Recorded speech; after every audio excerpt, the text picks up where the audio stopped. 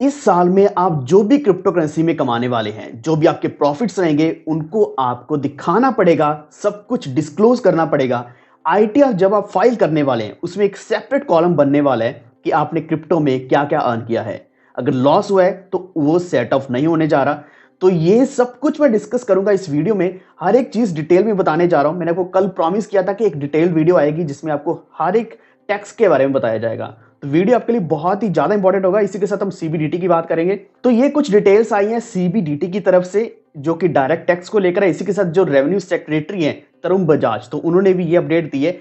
तो इसी के साथ एक और छोटी सी अपडेट मैं आपको दूंगा वीडियो के एंड में कि कौन से कॉइन्स अभी आपको बाय करने चाहिए, उसके पीछे रीजन है कि क्यों आपको यहां प्रॉफिट मिल सकता है। तो वीडियो को पूरा देखते रहना। अभी से लाइक कर दो, लेकिन अगर हमारे चैनल पे पहली बार आए तो अभी से वॉल्फ ट्रेड चैनल को सब्सक्राइब करके बेल आइकन दबा लीजिए, ताकि आप तक सारे नोटिफिकेशन सबसे पहले पहुंचे। बाकी अपडेट्स मैं टेलीग्राम के ऊपर दे रहा हूं, वॉल्फ ऑफिशियल, आप सर्च करके ज्वाइन कर सकते हैं, या फिर आपको लिंक मिल जाएगा डिस्क्रिप्शन में।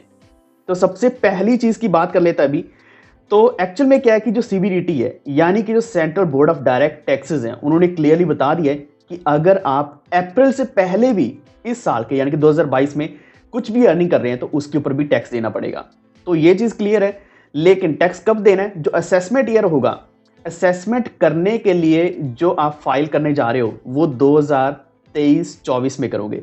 यानी कि 2022-23 को असेस किया जाएगा और 23 में आप पे करने वाले हैं टैक्सेस। तो क्या क्या टैक्सेस आप पे करने जा रहे हैं? तरुण बजाज जो रेवेन्यू सेक्रेटरी है, उन्होंने यहां क्लियरली कुछ चीजें बताई हैं कि आपको अपनी आईटीआर जब फाइल करने जा रहे हो, एक सेपरेट कॉलम बनाना पड़ेगा, जिसमें आप क्रिप्टो को लेकर, क्रिप्टो की ट्रांजैक्शंस को लेकर पूरी डिटेल देने वाले हो। इससे पहले क्या कि हम क्रिप्टो की ट्रांजैक्शंस को होल्ड कर रहे थे या फिर डिस्क्लोज नहीं कर रहे थे, समहाउ सीक्रेटली भी चल रहे थे। लेकिन अभी सब कुछ डिस्क्लोज करना पड़ेगा, चाहे इंडिविजुअल है चाहे बिजनेस है, तो आप सभी को ये सब कुछ करना ही पड़ेगा, चाहे वो किसी भी एक्सचेंज से इनकम आ रही है। तो गवर्नमेंट क्या कि अप्रैल 1 से लेकर आपको 30% टैक्स तो लगाएगी ही, इसी के साथ सेस भी लगेगा, सरचार्ज भी लगेगा, यानी कि उसके ऊपर एक्स्ट्रा चार्जेस भी लगने वाले हैं। जो जनरली बहुत बड़ी इनकम हो, करोड़ों में इनकम होती है, तो उसके ऊपर लगता है। लेकिन यहां कुछ थ्रेशोल्ड्स लगाए गए हैं जो अभी हम डिस्कस करेंगे। जनरली ये तब होता है जैसे कि कैसीनोस में या फिर कुछ विनिंग्स होती हैं, हॉर्स रेसेस होती हैं, स्पेकुलेटिव ट्रांजैक्शंस होते हैं, उसके ऊपर इस तरीके का टैक्स और सेस लगाया जाता है। लेकिन यहां भी ये इंक्लूड किया जाएगा। तो बजट जो प्रपोज किया गया है, इसमें कोई नया टैक्स नहीं आया अभी तक। इसमें सर्टेनिटी अभी भी पूरी नहीं है, इश्यूज अभी भी इन्वॉल्व हैं। यानी कि ऐसा नहीं है कि एक सेपरेट सेक्शन ऑलरेडी तैयार हो चुका है। और इसी के साथ अगर हम बात करें बिल की, तो बिल भी नहीं आया। जो ड्राफ्ट बना है उसमें भी इतनी क्लियरली कोई भी बात नहीं करेगी है। तो मेरे हिसाब से ये सिर्फ मेरा मानना है कि अभी तक रेगुलेशंस लानी और ज्यादा जरूरी है, रेगुलेशंस के साथ टैक्स लेना जरूरी है। तो रेगुलेशन से पहले पॉसिबल नहीं है, क्योंकि रेगुलेशंस होगी, कुछ लॉ बनेगा, सेक्शंस बनेंगे, पिछले जो सेक्शंस हैं उनको अमेंड किया जाएगा, तभी टैक्स कैलकुलेट किया जा सकता है या फिर कलेक्ट किया जा सकता है। लेकिन गवर्नमेंट का कहना यह है कि अप्रैल 1 से ही होगा। तो गवर्नमेंट रेगुलेट करना चाह रही है, लेकिन ड्राफ्ट अभी भी रेडी नहीं है। इसके पीछे रीजन यही है कि अभी गवर्नमेंट के पास इतना टाइम ही नहीं है बजट सेशन में क्रिप्टो को इंक्लूड करने का। इसी के साथ अगर हम एक्सपेक्ट कर रहे हैं कि जो नेक्स्ट फिजिकल शुरू होने जा रहा है, उसी के साथ हमारा सीबीडीसी भी आ जाएगा, यानी कि सेंट्रल बैंक के द्वारा लॉन्च डिजिटल करेंसी आ जाएगी, जो डिजिटल रूपी रहने वाला है, जिसको आप पेमेंट्स करने के लिए, सेल परचेस करने के लिए भी यूज कर पाएंगे, और वो ब्लॉकचेन के ऊपर रन होने वाला है। तो एक्चुअल में अगर आपकी इनकम 50 लाख या फिर उससे ज्यादा बनती है, रुपीस की बात कर रहा हूं, 50 लाख रुपीस में अगर है क्रिप्टो करेंसीज में, तो आपको 30% टैक्स के साथ साथ सेस भी देना होगा, सरचार्ज भी देना होगा, जो 15% ऑन इनकम अबव 50% रहने वाला है। यानी कि 30% टैक्स तो वैसे रहेगा ही रहेगा, लेकिन 50 लाख से ऊपर जो रहेगा उसके ऊपर 15% सेस एंड सरचार्ज रहने वाला है। जनरली हम क्या करते हैं कि अगर हम बिजनेस की बात करें, इंडिविजुअल की बात करें, उसकी जो भी इनकम है वो स्लैब्स रखे होते हैं, कुछ इनकम रहती है उसके ऊपर कुछ टैक्स रहता है। लेकिन जब इनकम एक थ्रेशोल्ड से ऊपर पहुंच जाती है, तो एक अलग से चार्ज देना पड़ता है, जो जनरली सेस होता है, या फिर हम उसको सरचार्ज भी बोल सकते हैं। तो सेस भी अलग अलग रहते हैं। तो एक और चीज बता दो कि ये जो सेस है, ये आपका जो टैक्स कैलकुलेट किया जाता है उसके ऊपर कैलकुलेट किया जाता है। यानी कि जो भी आपका टैक्स बनेगा 30%, उसके ऊपर उतने परसेंट लिया जाएगा। तो आपको घबराने की जरूरत नहीं है कि हाँ 30% प्लस 15-45% बन जाएगा, तो ऐसी बात नहीं है। 30 अलग है, टैक्स के ऊपर सेस कैलकुलेट किया जाता है।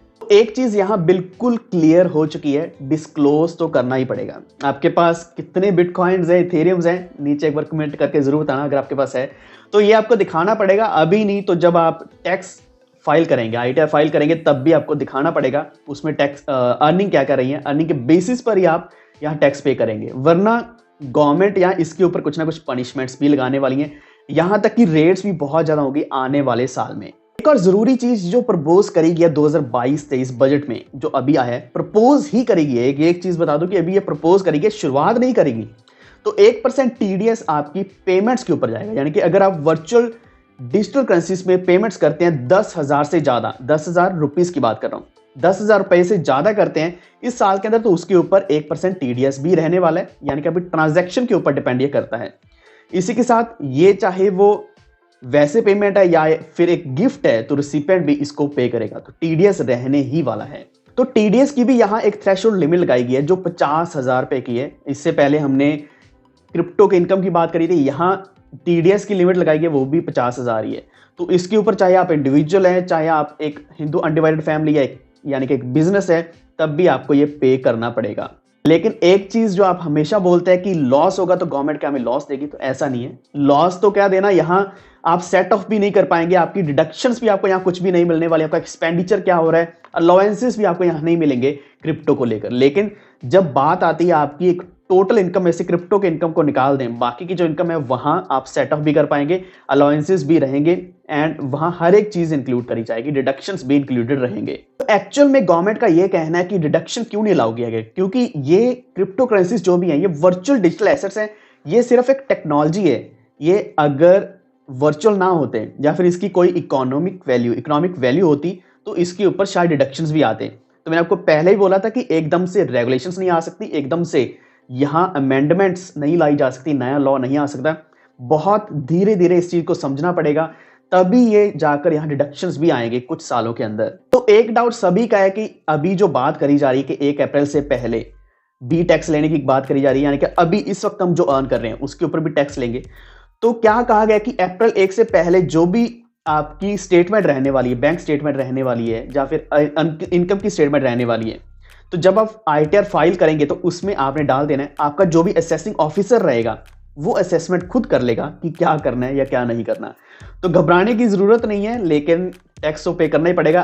अगर हम किसी भी इनकम की बात करें, किसी भी तरह के इनकम की बात करें, हर एक इनकम के ऊपर टैक्स देना ही पड़ता है। अगर आप टैक्स नहीं दे रहे हैं तो ये हमेशा इलीगल रहता है।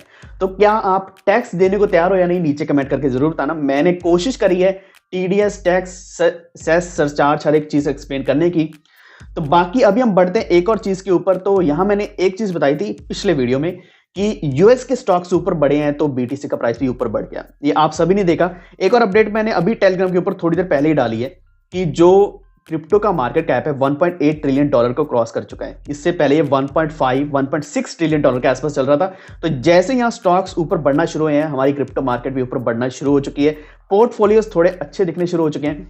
तो इसी के साथ मिलती जुलती एक और अपडेट, माइक्रो स्ट्रेटजी ने यहाँ कुछ बाइंग करी है बीटीसी की, एंड वो एक्सपेक्ट कर रहे हैं कि इसी प्राइस पे जल्दी शायद और भी बाइंग करने वाले हैं।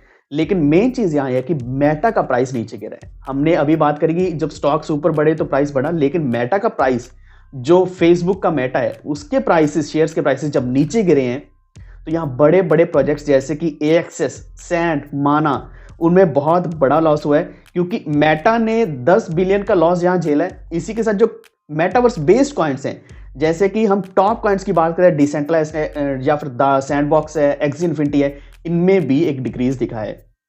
तो यहां एक चीज साफ है, मेटा का जब प्राइस बढ़ेगा तो हम इसी में प्रॉफिट कमाने वाले हैं। तो बिल्कुल सही प्राइस चल रहा है।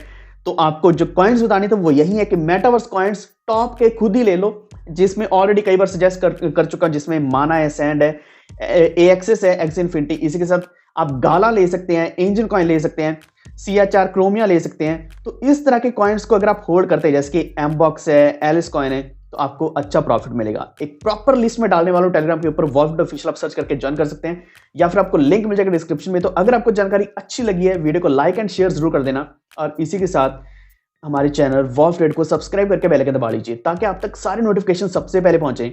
धन्यवाद।